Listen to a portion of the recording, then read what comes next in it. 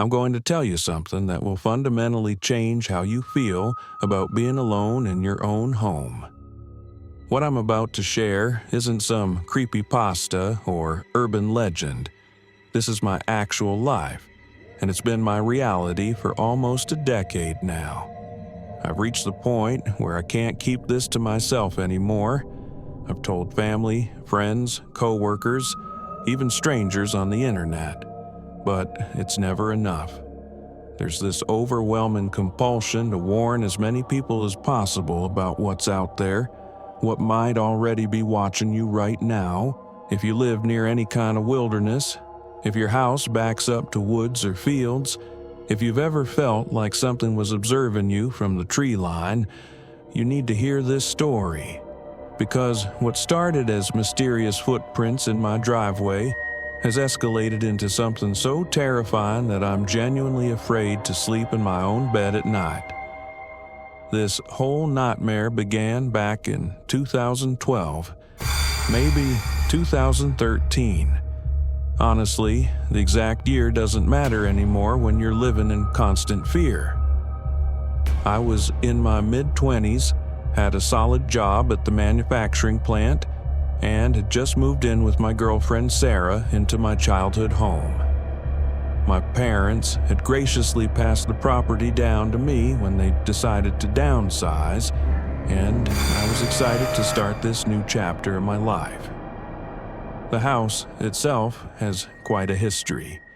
It's this old brick farmhouse that my grandfather built back in the 1940s, and it's seen several generations of my family come and go.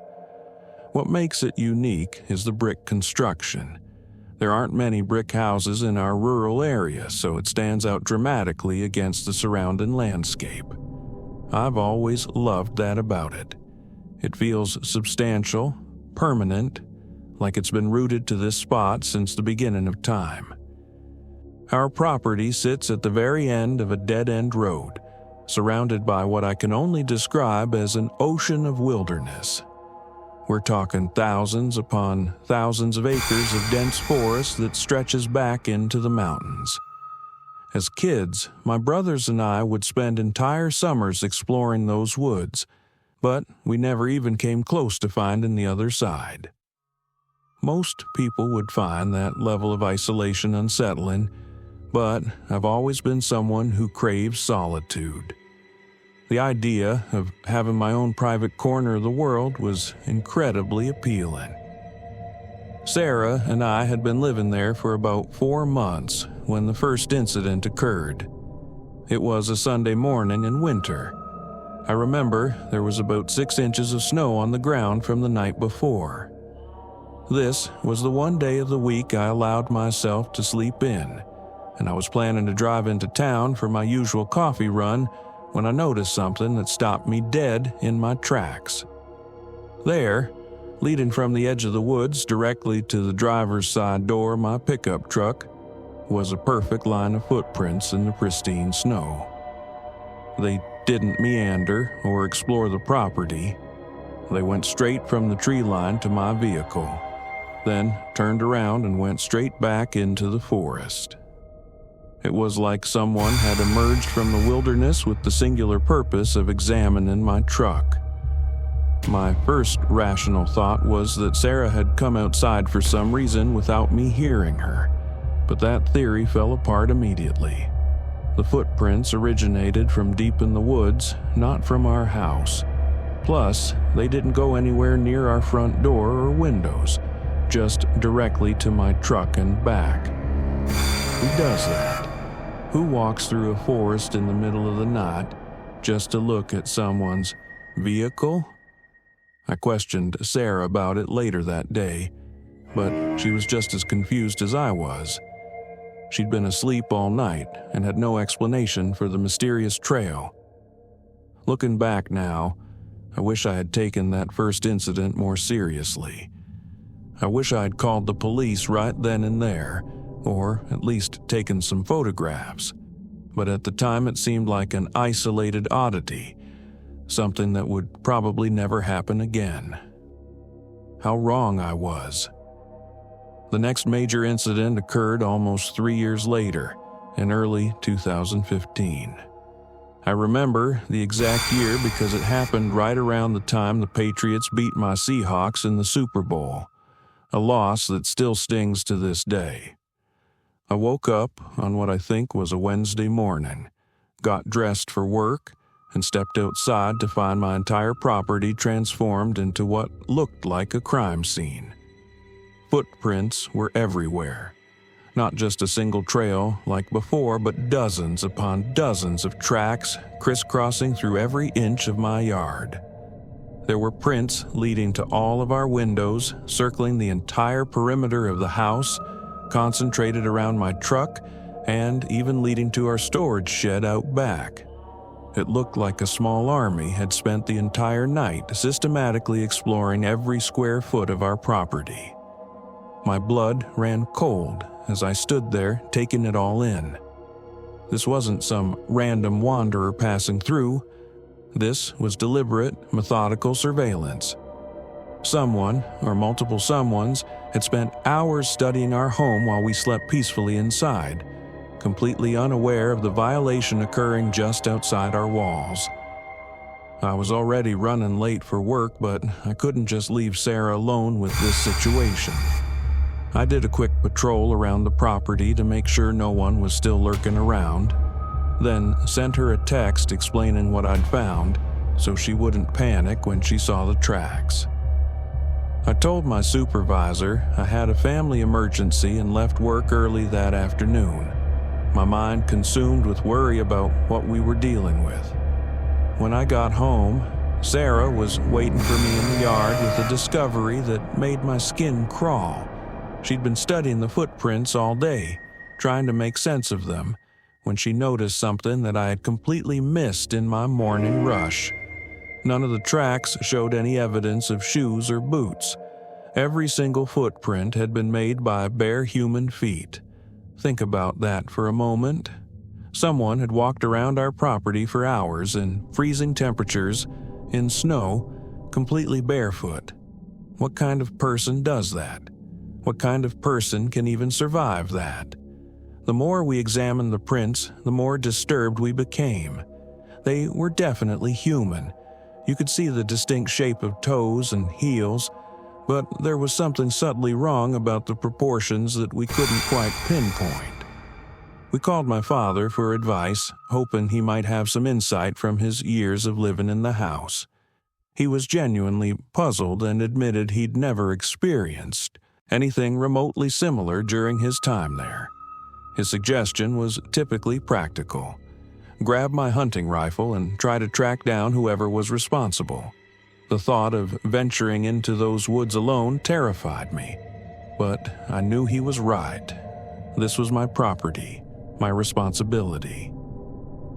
Sarah wanted to call the police immediately, but I convinced her to wait. We had no evidence that any actual crime had been committed. Trespassing alone wasn't likely to warrant a full investigation, especially in our rural area where law enforcement resources were already stretched thin.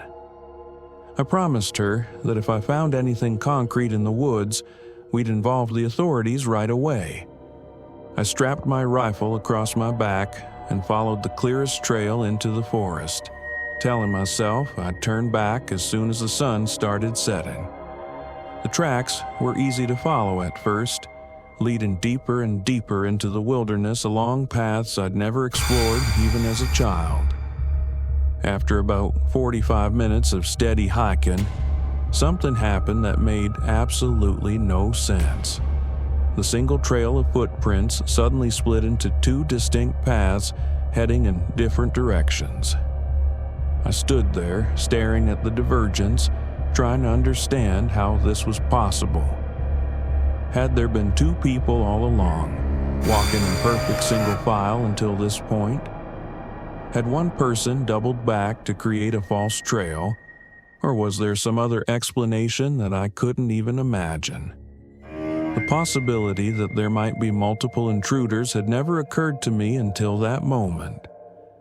The idea that I could be outnumbered out there in the middle of nowhere was enough to shake my confidence significantly. I spent several minutes examining both trails, but they looked identical. The same bare footprints, the same stride length, the same depth in the snow. As the daylight began to fade, I made the decision to head back home. The smart thing to do was to return with better equipment and maybe some backup. Walking deeper into unknown territory with darkness approaching seemed like a recipe for disaster. We did call the police that night, but as I'd predicted, they said there wasn't much they could do without evidence of an actual crime. The officer I spoke with suggested installing some security cameras around the property, which seemed like solid advice.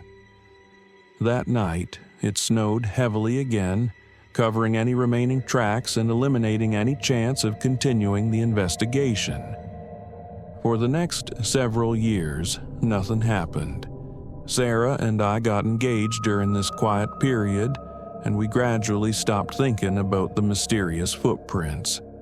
We convinced ourselves it had been some kind of one-time incident, maybe a couple of drunk teenagers playing pranks, or some homeless person passing through the area. Life moved on, and the fear faded into distant memory, but then January of this year arrived, and with it came the realization that our nightmare was far from over. I woke up one morning to find footprints covering our property again, but this time the situation was significantly worse. Not only were there tracks everywhere, but someone had broken into our storage shed and stolen several tools. My chainsaw was missing, along with a machete, some rope, and a few other items that I didn't want to think too hard about the potential uses for. Sarah completely broke down when she saw the scene. She locked herself in our bedroom and sobbed for hours, asking me over and over again when this nightmare would finally end. I didn't know what to tell her. The violation felt so much more personal this time, so much more threatening. These weren't just curious observers anymore. They were actively taking things from us, escalating their behavior in ways that suggested much worse things to come. That's when I decided to call my friend Marcus for help. He's an experienced hunter and outdoorsman who knows these woods better than almost anyone. More importantly, he owns some high-end thermal imaging equipment that would give us a significant advantage in tracking down whoever was responsible for terrorizing us. Marcus drove over that same afternoon, and we spent an hour planning our strategy. We dressed in full winter gear, knowing we might be out there for many hours in sub-freezing temperatures. Marcus brought his AR-10 with the thermal scope, while I carried my standard hunting rifle. The plan was to follow the tracks as far as necessary to identify our stalkers and hopefully gather enough evidence to involve law enforcement. Sarah was terrified about us going into the woods, but I assured her that with Marcus's experience and equipment, we'd be able to handle whatever we found out there. Looking back now, I realize how naive that confidence was. The first part of our tracking expedition was relatively uneventful. We followed the clearest trail of footprints deeper into the forest, talking quietly about possible explanations for what we were dealing with. But after about an hour of hiking, the seriousness of our situation began to sink in for both of us. Our conversation tapered off into tense silence as we realized we were potentially walking into a confrontation with people who had been watching us for years. Just like in 2015, the trail eventually split into multiple paths. This time, we chose to follow the left fork, but after 20 minutes of careful tracking, the footprints simply vanished. We backtracked to the split and tried the other direction, but Marcus pointed out something that made my blood run cold. The way the tracks ended wasn't natural. They stopped abruptly in the middle of an open area, as if whoever had made them had simply vanished into thin air. We encountered at least 4 more dead ends over the next 2 hours, each one forcing us to retrace our steps and try a different route. What disturbed me most was how perfect the footprints looked, even in areas where someone would have had to walk backwards to create the false trails. There were no smudged prints, no signs of hesitation or missteps. It was like whoever was making these tracks had supernatural balance and coordination. As darkness fell, Marcus began using his thermal scope to scan the area ahead of us regularly. The trail of footprints had finally stopped diverging and was leading us deeper into a part of the forest I'd never seen before. We were miles from home at this point, in terrain that felt completely alien despite being on land I'd grown up exploring.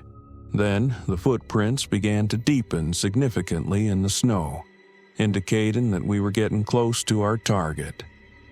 A few minutes later, a second set of tracks appeared alongside the original trail.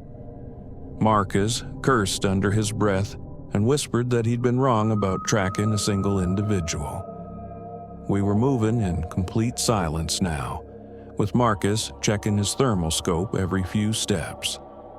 The snow provided enough ambient light for me to see basic shapes and obstacles, but I was essentially blind compared to his advanced equipment. Without that scope, I probably would have insisted we turn back hours earlier. Then, everything changed in an instant. Marcus suddenly threw his arm across my chest, stopping me dead in my tracks. He was staring straight ahead through his scope, his entire body frozen with concentration.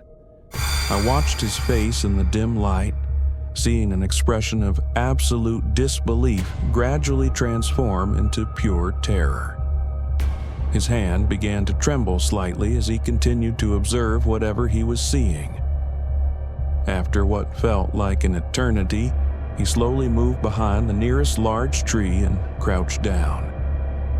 I followed his lead without question, my heart pounding so hard I was afraid it might give away our position. Marcus raised his scope again, and I watched his trembling intensify. Finally, I couldn't stand the suspense any longer and tapped his shoulder. He handed me the rifle with shaking hands, and I looked through the thermal scope to see something that will haunt me for the rest of my life. About 60 yards ahead of us, there were 4 figures huddled together in a small clearing. At first glance, I thought they might be bears or some other large wildlife, but as my eyes adjusted to the thermal imaging, I realized they were definitely human. 2 of the figures were significantly larger than the others, hunched over in positions that seemed almost protective of the smaller ones. The smaller figures were pressed against a large tree, their heads moving back and forth in rapid, jerky motions that suggested extreme agitation or distress. All 4 figures appeared to be completely naked despite the freezing temperatures. But the most disturbing detail was what the larger figures were doing. They appeared to be feeding something to the smaller ones, tearing pieces off of what looked like a large carcass. As I watched in frozen horror, the larger figures picked up the smaller ones and placed them on their shoulders. Then, all 4 began moving deeper into the forest with a coordination that seemed almost choreographed. The way they moved wasn't entirely human. There was something fluid and predatory about their gait that made my primitive brain scream warnings about immediate danger. Marcus and I remained hidden behind that tree for at least an hour after the figures disappeared, neither of us daring to move until we were absolutely certain they were gone. When we finally began our trek back home, we didn't speak a single word. What could we possibly say about what we'd witnessed? By the time we reached the house, it was well past midnight. Sarah was still awake, pacing the living room and jumping at every sound from outside. I told her what we'd found, trying to minimize the more disturbing details, but she could see the terror in both our faces. The three of us called the police immediately and demanded they search the woods first thing in the morning. The officer who took our report sounded skeptical, but the theft of tools from our shed gave them enough justification to organize a search. Marcus agreed to stay the night so he could guide the police to the location where we'd encountered the figures. Here's where this story takes a turn that still keeps me awake at night. The next morning, 3 police officers, 2 search and rescue volunteers, Marcus, and I headed into the woods following the same trail we'd tracked the night before. Everything seemed normal at first. The footprints were still there, leading us deeper into the forest just as they had 12 hours earlier. But when we reached the location where the trail had split into multiple paths, something was wrong. The dead-end trails that had forced us to backtrack repeatedly were gone. Not covered by new snow, not obscured by wind, completely gone, as if they had never existed. The footprints now formed a single direct path leading straight to the clearing where we'd observed the 4 figures. The police officers exchanged confused glances, and I could see doubt creeping into their expressions. Marcus and I insisted that there had been multiple false trails the night before, but without any evidence to support our claims, we sounded like we were making excuses or changing our story. When we finally reached the clearing, we found something that made my blood freeze in my veins. The snow was completely undisturbed. There were no footprints, no signs of the figures we'd observed, no evidence that anyone had been there recently. It was as if the entire encounter had been a shared hallucination. But here's the detail that nobody else noticed except me. The tree where the smaller figures had been pressed against showed fresh scratches in the bark. Deep gouges that looked like they'd been made by human fingernails, extending from about 3 feet off the ground up to nearly 7 feet high. The scratches were still weeping sap, meaning they were very recent. I pointed out the marks to the police officers, but they dismissed them as normal damage from wildlife or weather. Marcus saw them too, and I watched recognition and fear flash across his face. He knew, just like I knew, that we'd seen something real the night before. The search party spent another hour combing the area, but found nothing else unusual.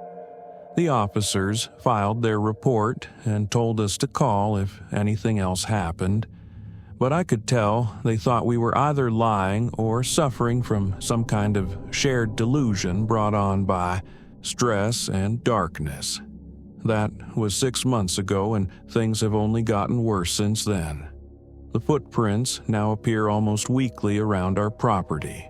My stolen tools were returned, left neatly arranged on our front porch one morning, but they'd been modified in ways that serve no purpose I can understand. The chainsaw had additional chains welded to it in bizarre patterns. The machete had been sharpened to a razor edge and wrapped in some kind of leather binding. Sarah has started seeing figures moving through the tree line during the day. She's installed blackout curtains on all our windows and refuses to go outside after sunset. We've both lost significant weight from stress and lack of sleep. Our relationship is straining under the constant fear and isolation. But the most disturbing development happened just last week. I was reviewing footage from the security cameras we'd finally installed when I noticed something that made me question my own sanity. The cameras show the footprints appearing in our yard, but they don't show anyone making them. The prints just materialize in the snow over the course of several hours, as if invisible entities are walking around our property. I've enhanced the footage, slowed it down, analyzed every frame, but there's nothing there. Just footprints appearing out of nowhere in the middle of the night while Sarah and I sleep peacefully inside, completely unaware that we're being watched by things that exist just outside the range of human perception. Yesterday, I found a note tucked under the windshield wiper of my truck. Written in what looked like charcoal or ash, it contained a single message that has left me completely paralyzed with fear. We know you've been watching us too. Story 2. The first thing that woke me was the sound of gravel crunching outside the cabin. It wasn't the random scatter of an animal. It was heavy, slow, deliberate, like someone trying not to be heard but too big to hide it completely. My eyes shot open, and for a moment I just lay there, heart hammering, listening. We had locked every door and window before going to bed. The cabin was remote, tucked deep in the Appalachian Woods, miles from the nearest road. It was supposed to be a weekend getaway. Cheap rental, no Wi-Fi, no neighbors, just silence. Now that silence felt like a trap. I sat up, careful not to wake my girlfriend, and strained my ears. Another crunch, then nothing. Just the black quiet pressing in against the glass. I finally slipped out of bed and padded toward the front window. My breath fogged the glass, and that's when I saw it. Bootprints. Not old, faded impressions, but crisp outlines in the damp dirt. They hadn't been there when we arrived. I knew because I'd looked earlier while unloading the car. These prints circled the cabin. Big, heavy boots, too close to the walls, too curious. My stomach dropped. I backed away slowly, trying to convince myself it was just a hiker who passed by. But deep down, I knew better. There was no reason for anyone to be out here at night, walking right up against our cabin walls. I shook my girlfriend awake, whispering, "Don't freak out." But there's someone outside. She blinked at me, confused, until I pulled her toward the window and showed her. The fear in her face mirrored mine instantly. We stood there in the dark, not moving, not speaking, just listening. Then it came again, a slow drag of a boot over gravel, this time near the back door. We didn't have cell service, no signal, no way to call for help. The nearest town was at least a 40-minute drive down twisting mountain roads. We were completely on our own. I grabbed the fireplace poker and motioned for her to stay quiet. Every creak of the floorboards sounded deafening as I edged toward the kitchen door. The handle rattled, just slightly. Not enough to open, but enough to send ice straight through me. Someone was testing the lock.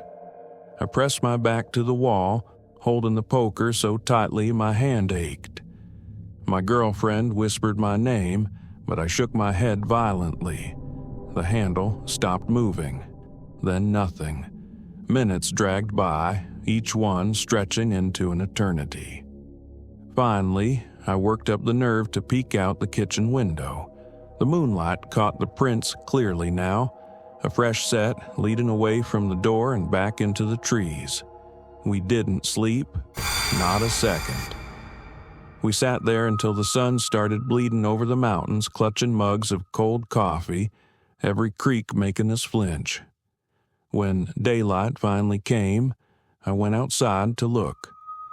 The prints were everywhere, circling the cabin, stopping at each window, stopping at the bedroom wall where our bed was pressed against it. Whoever it was, they had stood there in the dark, just a few feet away from us, watching. We packed up fast, throwing our stuff in the car without speaking. But as I slammed the trunk, something caught my eye. Fresh prints, newer than the rest. They led from the back door straight into the woods, but they weren't alone anymore. There were two sets. We drove down that mountain road without looking back, but every time I close my eyes, I see those boots standing outside the cabin window. And I can't shake the thought that whoever left them wasn't just passing by, They were waiting. Story 3. The first time I saw it, I thought I was dreaming. A faint glow moving through the trees, slow and steady, like someone walking with a lantern. But when I blinked, it was still there, flickering between the dark trunks, too deliberate to be a trick of the moonlight. We were camped deep in the Appalachian Woods, miles from the trailhead, just 2 tents and a dying fire. My buddy, Mark, was snoring beside me. I held my breath, listening. No footsteps, just that swaying light drifting closer. I whispered his name, shaking him awake. He grumbled until he saw my face, then followed my stare out the tent flap. The light stopped moving, just hovered between the trees. "Must be a hiker," he muttered, but even his voice sounded unsure. Who hikes at 2 a.m. with a lantern? And why would they stop right outside our camp? We didn't move, didn't even unzip the tent. The glow lingered, rocking back and forth, and then, without a sound, it vanished. 1 second it was there. The next, nothing but black forest. Neither of us slept after that. By dawn, we tried to laugh it off, but when we stepped out, the laughter died quick. The ground was damp from the night air, and right there in the soft dirt were bootprints. Large, heavy. They circled our camp. The prints stopped directly in front of our tent door, as if someone had stood there, holding that lantern, watching us breathe in the dark. Story number 4. The first thing that jolted me awake wasn't noise. It was the light. A faint, shifting glow bleeding through the nylon walls of my tent. At first, I thought it was the fire. Maybe Mark had stoked it in the middle of the night, but the fire had been low when I fell asleep. Nothing but red embers.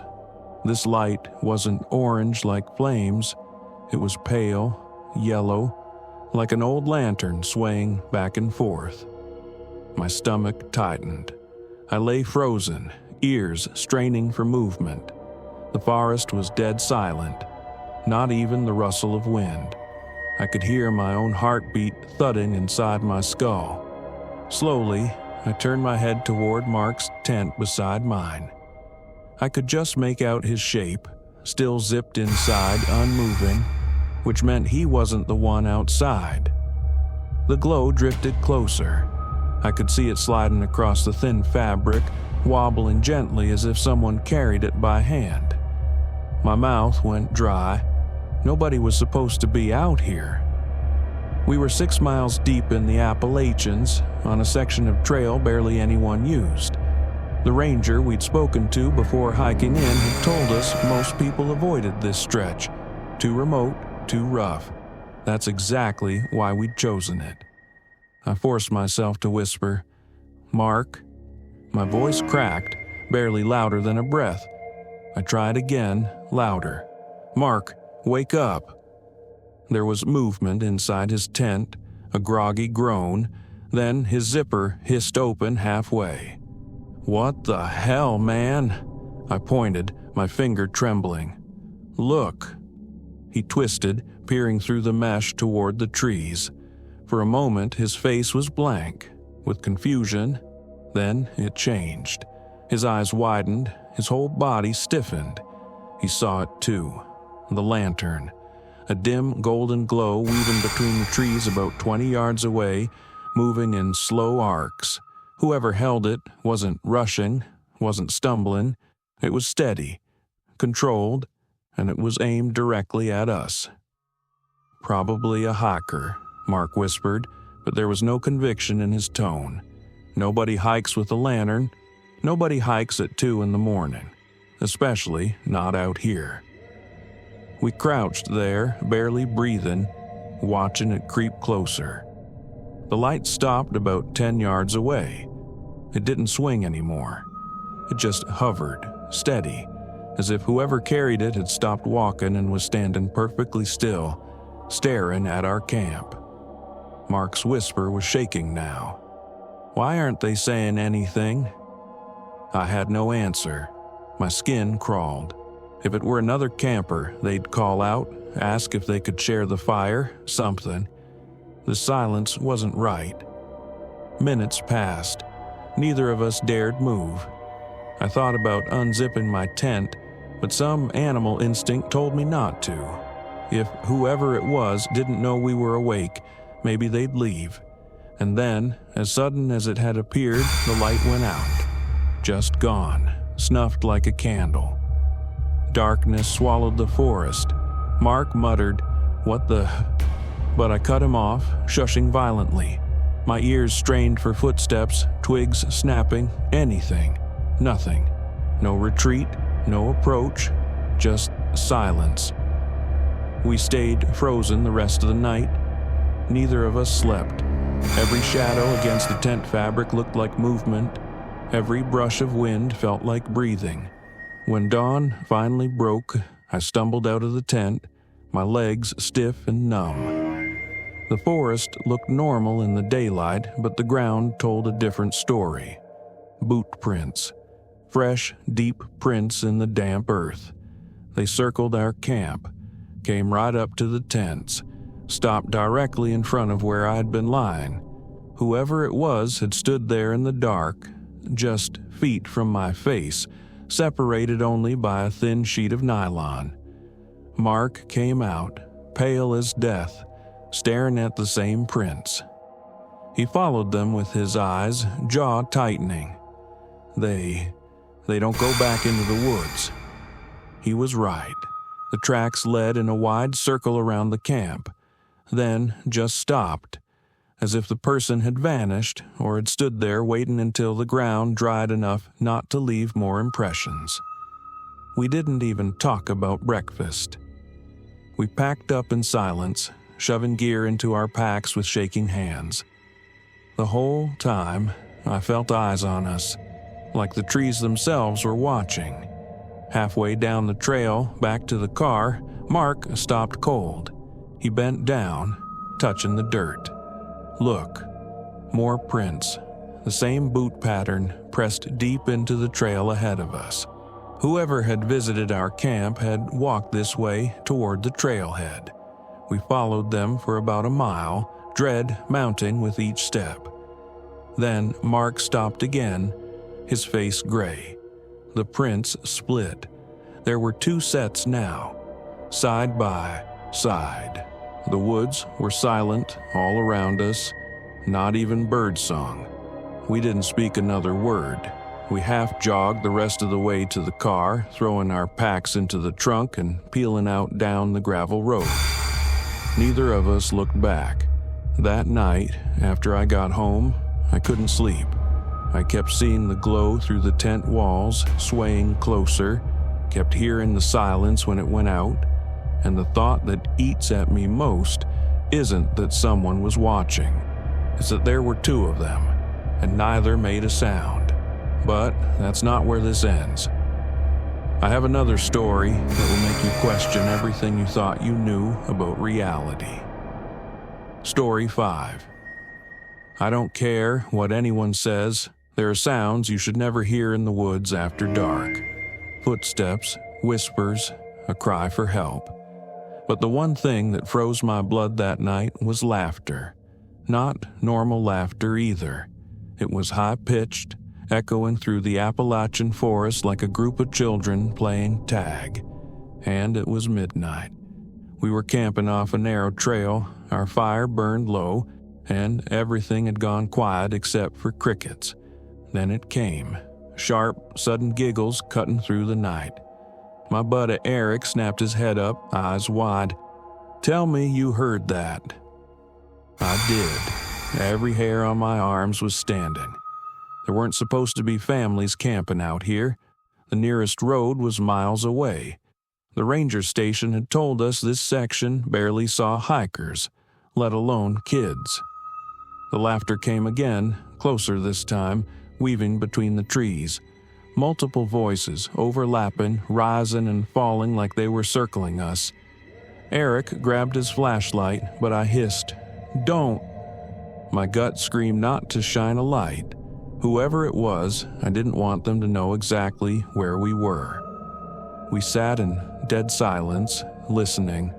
The laughter stopped suddenly, replaced by a low whisper, too faint to understand. Then, clear as day, a single child's voice called out, "Come play with us." My chest tightened. I wanted to believe it was some prank, maybe teenagers messing around. But the voice was wrong, flat, echoing, like it didn't come from a body at all. Eric mouthed, "What do we do?" I shook my head, too scared to speak. My brain was stuck on the fact that we hadn't seen anyone all day.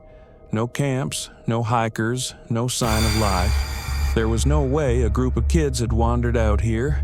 Then twigs snapped, 2, 3, 4 steps just beyond the firelight. I swear I saw movement, small shapes darting between the trees low to the ground. My hand went to the hatchet by my pack, though I had no idea what good it would do. And then, just as quickly as it started, everything stopped. No laughter, no whispers, no movement, just silence so heavy it pressed against my ears. We didn't sleep.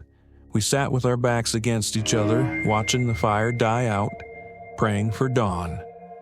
When light finally broke, the forest looked normal again, until we saw the ground. Small footprints, dozens of them, bare feet stamped into the soft earth all around our camp. They circled the fire pit, stopped at the edge of our tents, then scattered back into the trees. None of them looked older than a child of 7 or 8. Eric wanted to pack up and leave right then, but I couldn't stop staring at the prints. The detail chilled me the most. The toes, the arches, the way the dirt curled at the edges. They weren't faded or old.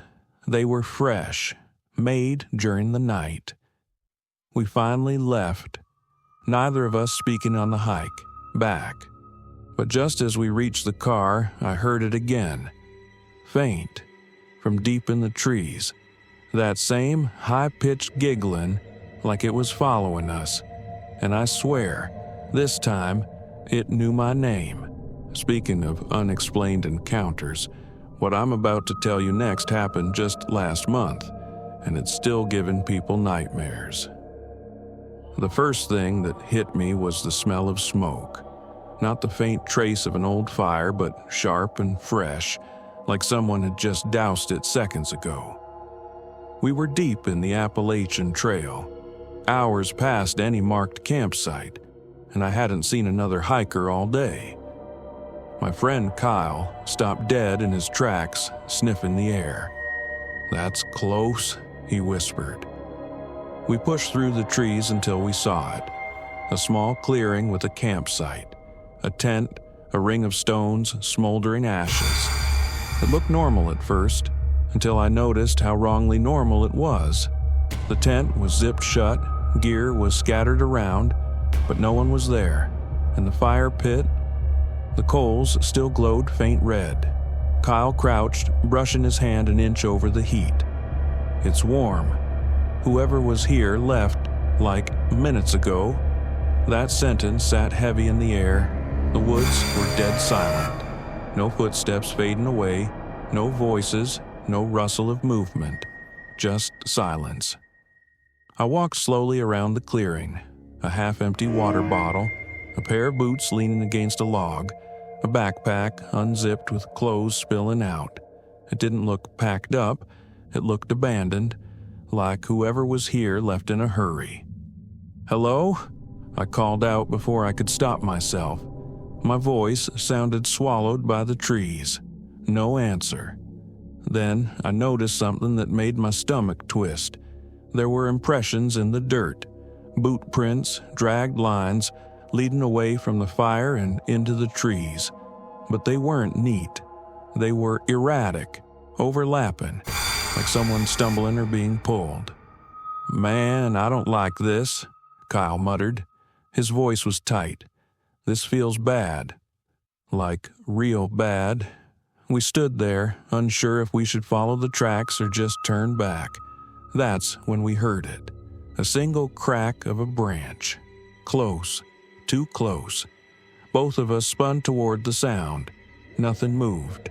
The woods looked the same, but I swear I felt someone staring right at us from between the trees. "Let's go," Kyle said firmly. He didn't wait for me to answer. He grabbed my sleeve and tugged hard, pulling me back toward the trail. My legs didn't want to move, but instinct took over. We started walking fast, then faster, until it turned into a near jog. The whole time, I couldn't shake the feeling of footsteps behind us. Every time we paused, the forest went silent. But as soon as we moved again, I swore I heard something pacing us.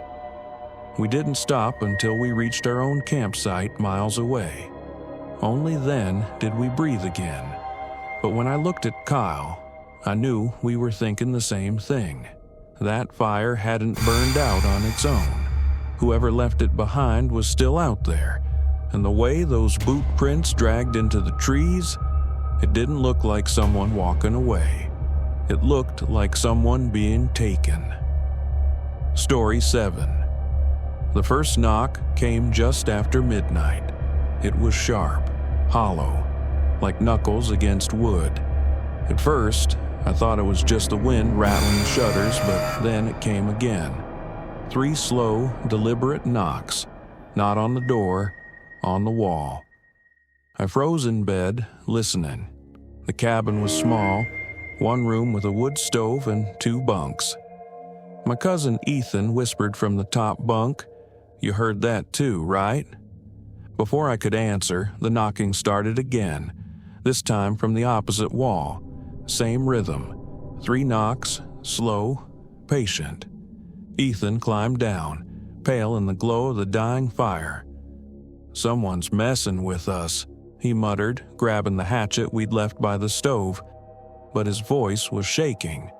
I crept to the window, careful not to make noise. Outside was pitch black, the kind of dark you only get deep in the Appalachia mountains. No lanterns, no flashlights, just trees pressed up against the clearing. I couldn't see a thing. Then the knocks came again, this time directly behind me. I whipped around, but nothing was there, just the log wall, solid and still. "Stop!" Ethan hissed, like I was the one making the sound. The knocks moved again, circling us. First the back wall, then the side, then the door. Always 3, always steady, like someone, or something, was walking around the cabin, testing each wall one by one.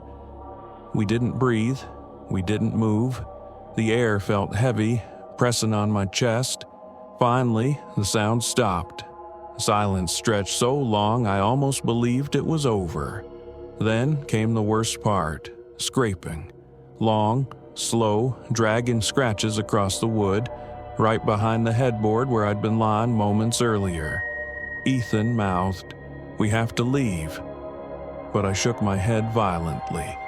There was no way I was stepping outside into that darkness, not with whatever was out there. So we sat by the stove, clutching the hatchet, waiting. Every so often, the knocks would start again. Different walls, different angles, always circling, like they were waiting for us to open the door. We lasted until dawn, when the first gray light leaked into the clearing. Only then did we unlock the door and step outside. What I saw made my stomach flip. Around the entire cabin, in the damp dirt, were footprints. Bare feet, dozens of them. They pressed right up against the walls, toes pointing inward. But they weren't normal footprints. The toes were too long, curling deep into the soil like claws. Ethan whispered, "Those weren't knocks, were they?" And the worst part is, I don't think he was asking me. I think he already knew. But wait, there's more. The next story I received makes the previous one look almost normal by comparison. Story number 8. I should have turned around the moment I saw that roadblock. My girlfriend Maya and I were driving through eastern Kentucky, heading to her cousin's wedding in some tiny mountain town I'd never heard of. The GPS had us taking back roads through what felt like the middle of nowhere. Steep hills covered in thick forest, no cell service, and those narrow winding roads that make your ears pop from the elevation changes. We'd been driving for about 3 hours when we came around a bend and found our path blocked by a massive fallen tree. The trunk was easily 4 feet thick, stretching completely across the narrow road with no way to drive around it. Fresh wood chips and sawdust were scattered everywhere, like it had just been cut. "That's weird," Maya said, leaning forward in the passenger seat. "Looks like someone cut it down on purpose." I put the truck in park and stared at the obstacle. Something about the whole scene felt off. The tree had fallen perfectly perpendicular to the road, and there were no other fallen trees visible anywhere else.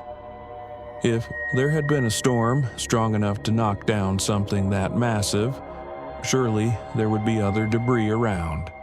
"Maybe there's construction ahead," I suggested, though I didn't really believe it. "Or they're trying to reroute traffic for some reason." Maya was already pulling out her phone. "No signal. We can't even call someone to ask about alternate routes." I glanced at my fuel gauge. We had maybe a quarter tank left, enough to backtrack if we had to, but it would mean driving for hours in the wrong direction and probably missing the wedding entirely. Maya had been looking forward to seeing her family for months. "There," she pointed through the windshield. "There's a gap in the trees over there. Looks like there might be a logging road or something we could use to go around." I followed her gaze and saw what she meant. About 50 yards ahead, just past the fallen tree, there was indeed a narrow dirt path leading off into the woods. It looked barely wide enough for a vehicle, but it seemed to curve back in the general direction we needed to go. "I don't know," I said. "That could lead anywhere. We could get lost or stuck. Come on, it's not even 5 o'clock yet. We have plenty of daylight to explore a little, and if it doesn't work out, we can always turn around and head back." Against my better judgment, I maneuvered the truck carefully around the fallen tree, driving partially through the ditch to get past it. The dirt road on the other side was even narrower than it had looked, with tree branches scraping against both sides of the truck as we slowly made our way forward. The path wound deeper into the forest, climbing steadily upward through terrain that grew increasingly wild and remote. Massive oaks and maples formed a dense canopy overhead, blocking out most of the afternoon sunlight and giving everything a dim, greenish tint. The air coming through the vents smelled of damp earth and rotten leaves. After about 20 minutes of careful driving, the path opened up into a small clearing where someone had clearly been camping recently.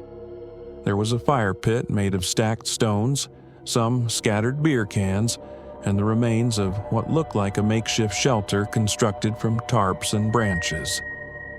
"People come up here," Maya observed, "so it's not completely isolated."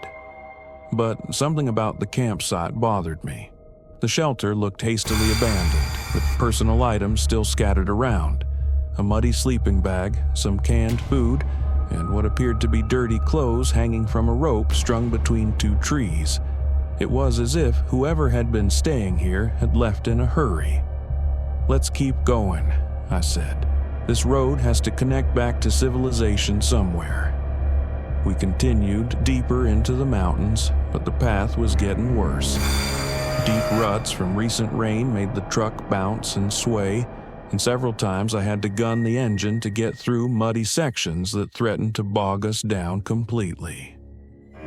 Maya gripped the door handle tightly as we lurched through one particularly rough patch. The sun was starting to set when we finally admitted we were lost. The dirt road had branched several times, and we'd made our best guesses about which direction to take, But now we were deep in unfamiliar territory with no idea how to get back to the main road. "We should have turned around at that first campsite," I said, pulling over in a relatively flat area where the truck wouldn't roll. "Now we're going to have to try to navigate back in the dark." Maya was checking her phone again. Still no signal, not even one bar. I looked around at the dense forest surrounding us. The trees seemed to press in from all sides, their branches forming a thick wall that blocked any view of the horizon. The only sounds were the ticking of the cooling engine and the distant calls of some kind of bird I didn't recognize. "Okay, here's what we'll do," I said, trying to sound more confident than I felt. "We'll wait until morning. Try to get some sleep in the truck, then head back the way we came when we have good visibility. Maybe we can find that main road again." Maya nodded, though I could see she was nervous. "At least we have some snacks and water bottles in the back." As darkness fell, the forest around us came alive with sounds.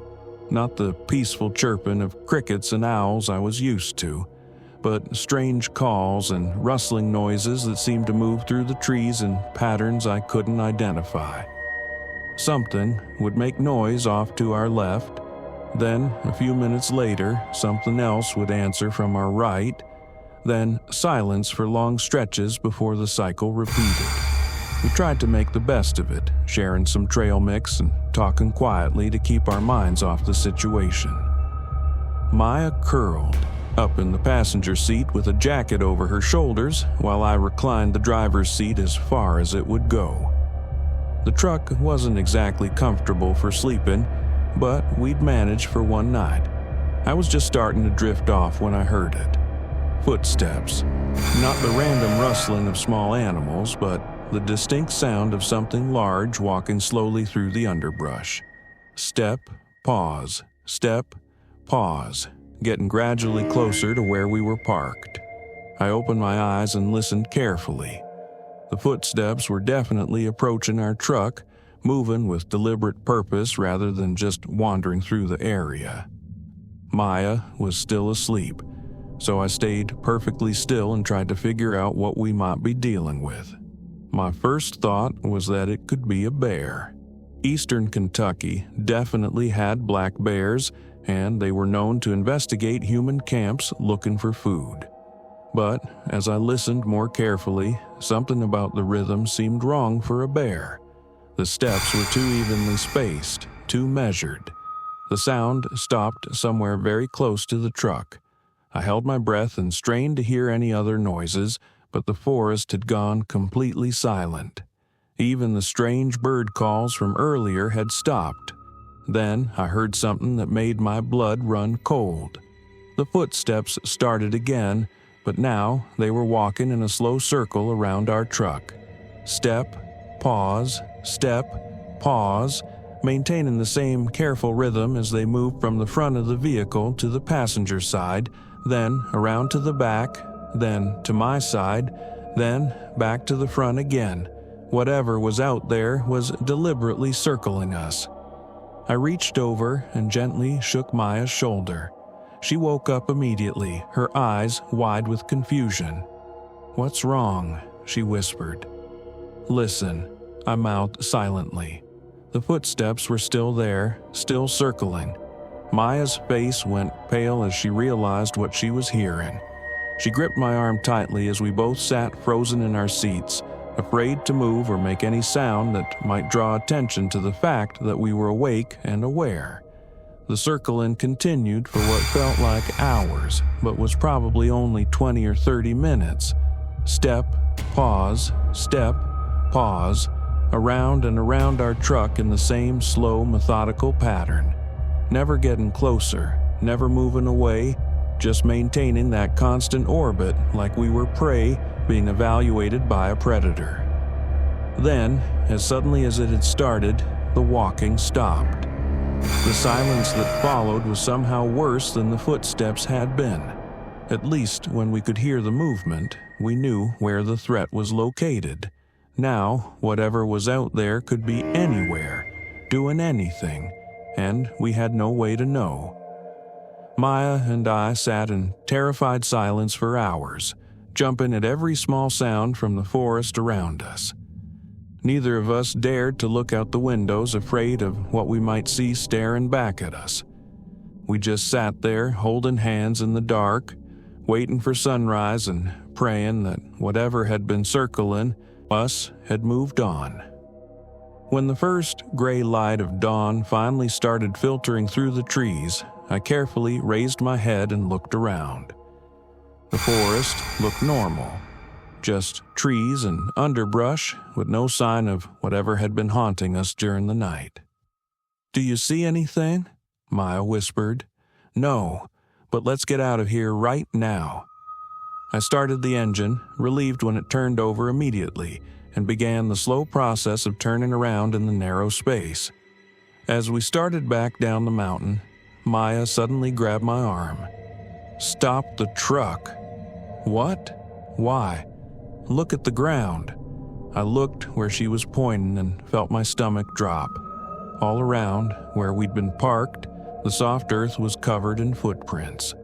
But they weren't bear tracks or deer tracks or anything else I could identify.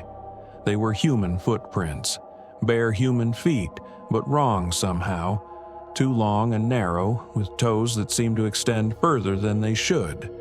And just like Maya had said, they formed a perfect circle around where our truck had been sitting. Someone, or something, had spent hours walking around and around our vehicle in the middle of the night, close enough to touch the truck if they'd wanted to, close enough to look through the windows at us sleeping inside. We drove back through the forest in the stunned silence, following our tire tracks from the day before. It took us nearly 3 hours to find our way back to the main road, and when we finally reached the fallen tree, we discovered something that made the hair on the back of my neck stand up. The tree was gone, not pushed aside or cut up for removal. Completely gone, as if it had never been there at all. The road was clear, with no sign that it had ever been blocked. Even the sawdust and wood chips we'd seen scattered around were nowhere to be found. Maya started crying then, quiet sobs that she tried to muffle with her hands. I pulled over and held her until she calmed down, both of us trying to process what we'd experienced. We never made it to the wedding. Instead, we drove straight home, checking the mirrors constantly to make sure we weren't being followed. Maya called her cousin later to apologize. But how do you explain something like that? How do you tell someone that you got lost in the mountains and something inhuman spent the night circling your truck like a predator? That was 6 months ago, and we still don't talk about it much, but sometimes, late at night when the house is quiet, I'll hear Maya get up and check all the locks on the doors and windows, and sometimes I catch her staring out at the woods behind our house with an expression of pure terror, like she's waiting for something to emerge from the tree line. Because the thing that keeps me awake at night isn't just the memory of those footsteps circling our truck. It's the realization that whatever was out there in those mountains let us leave. It could have approached the truck at any time during those long hours, could have broken the windows or forced its way inside, but it chose not to. It was just watching us, learning about us. And I can't shake the feeling that someday, when we least expect it, those footsteps are going to start circling our house. Story 9. The first thing that felt wrong was how quiet the forest was when we set up camp. No birds, no crickets, just still air and the occasional rustle that never seemed close enough to spot. I told myself it was just the elevation, or maybe the cold weather pushing the wildlife lower. But deep down, it unsettled me. We were 3 hours into the backcountry of the Appalachians, far enough that cell service had dropped out, and the only path in was the narrow trail we'd followed. It was me, my friend Tyler, and his girlfriend Rachel. We'd picked this spot because it was flat with a stream nearby for water. We joked about how perfect it was, but I kept glancing at the tree line like something was off. By nightfall, we had a fire going, dinner simmering in a tin pot. The forest still felt too quiet. Every now and then, I thought I heard something faint, like clicking or snapping, but whenever I turned my head, there was nothing. It wasn't until the next morning that I saw the first one. I had walked a little way from camp to relieve myself when I noticed something strapped to a tree about head height. Black, rectangular, with a faint red light blinking. A trail camera. At first, I didn't think much of it. Hunters use them all the time to track deer, but the angle of it bothered me. It wasn't facing the game trail. It was pointing straight at our camp. I leaned closer. The lens was clean, the casing intact. This thing was working, and that blinking light, it meant it was active, recording. A chill slid down my back. When I got back, I tried to laugh it off. You guys won't believe it, someone set up a camera to watch us. Rachel frowned. Watch us? Like people? Yeah, it's pointed right at our tents. Tyler got up immediately, following me back to the spot. When he saw it, he cursed under his breath.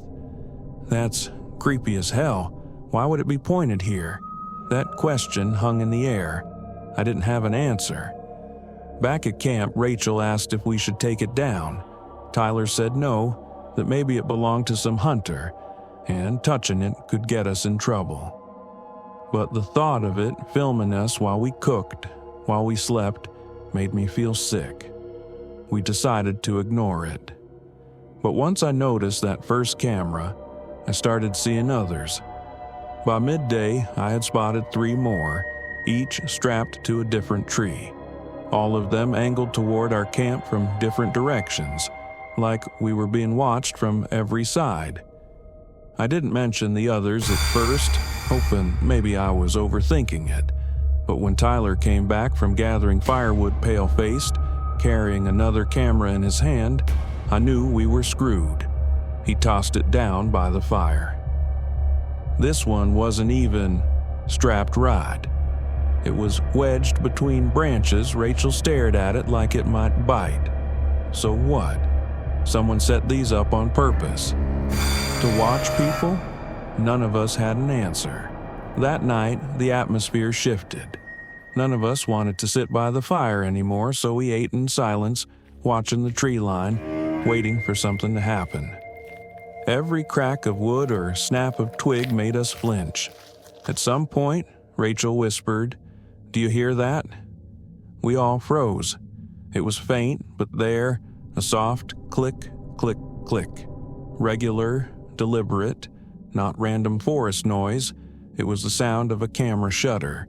Tyler grabbed the flashlight and swept it across the trees. For a second, I thought I saw the reflection of glass, little pinpoints glowing red before vanishing. That was enough. We doused the fire, climbed into the tents, and tried to convince ourselves we were safe inside. But sleep didn't come. I lay there, every nerve on fire, listening to the night stretch endlessly. And then, 3 sharp knocks. Not on the tent, but against a tree, maybe 20 feet away. Then another, farther off, like someone signaling. Rachel whimpered in the other tent. Tyler whispered something to calm her, but his voice cracked. The rest of the night was a blur of faint noises. Footsteps that never got close enough to see. Branches shifting when the wind was still. That constant, subtle clicking. When dawn finally came, we stumbled out, exhausted. And that's when we saw them. Cameras. Not just 4 or 5, but dozens. At least 20 all around the perimeter of our camp. Some high, some low, some hidden better than others. Every single one angled in, lenses staring straight at us. The ground around them was disturbed, muddy prints, boot tracks. Whoever set them up had been busy while we slept. I felt my chest tighten. We need to leave, now. We packed in record time, shoving gear into bags, not even bothering with breakfast. The whole time I could feel those dead little eyes staring at us, unblinking, recording. As we started down the trail, I kept glancing back. With the sun climbing higher, I could see even more cameras hidden along the path, all angled to follow our exit. It felt like walking through a movie set where we were the unwilling actors. 2 hours into the hike, Rachel suddenly stopped. "Do you hear that?" I did. Behind us, the faint whir of an engine, then voices, male, low, carrying through the trees. We didn't wait to see who it was. We broke into a jog, packs slamming against our backs, lungs burning. The voices followed, never close enough to see, but always there. By the time we reached the car, we were shaken. We threw everything inside and peeled out, gravel spraying. Only when we hit the main road did anyone speak. "What the hell was that?" Rachel demanded, her face pale and wet with tears. Tyler gripped the wheel so tight his knuckles were white. "I don't know. And I don't want to know." I looked out the window, scanning the tree line as it blurred past. And for just a second, I swore I saw a glint of glass catching the sun. Another camera, still pointed at us. And I can't stop thinking, if they had that many cameras hidden so deep in the woods, how many more are out there, watching other camps, other people, right now? And where do all those recordings go?